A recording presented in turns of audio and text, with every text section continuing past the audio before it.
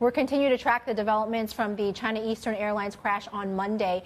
CNBC.com's China correspondent Evelyn Cheng is here to tell us more. Evelyn.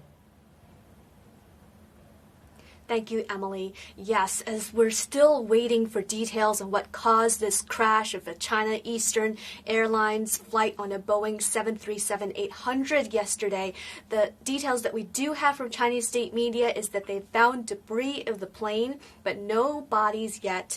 And keep in mind, yesterday, Chinese state media also said that this crash had caused a fire in the mountain where it crashed. That fire has since been put out, but investigation is still ongoing.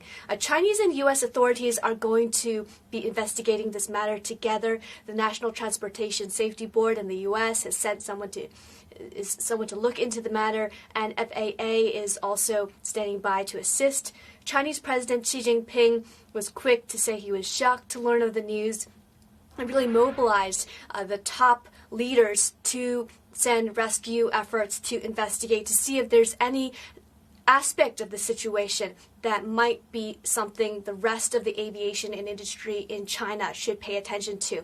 And we just learned from some of the Chinese state media reports as well that part of the rescue effort is to increase the level of signal communication, China Telecom enhancing the level of internet connectivity in the region to assist with the rescue efforts. Emily, back to you. Evelyn, as we continue to track the aviation industry in China on the back of this, how close is China to building its own passenger aircraft? Right, we know that China is looking to build up its own technology, self-sufficiency in many different industries, and passenger aircraft is certainly one of them. But even in late 2020, a report from CSIS found that the COMAC, the Chinese effort to build its own passenger aircraft, is still quite behind Boeing, Airbus, and even the Russian passenger aircraft.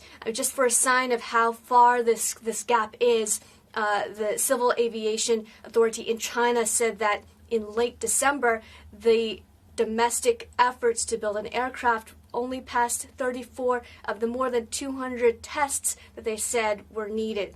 And Reuters also pointed out that this particular aircraft didn't even make a big air show in Zhuhai in the fall. So still quite a long way. And when you look at China Eastern Airlines itself, it's grounded all the 737-800 aircraft from Boeing in the wake of this crash, but more than its own half of its air fleet was from Airbus. And so we see that with the 730 aircraft that this one airline had, there's going to be lots of a huge gap, lots of need to build up this Chinese-made aircraft that's still under production.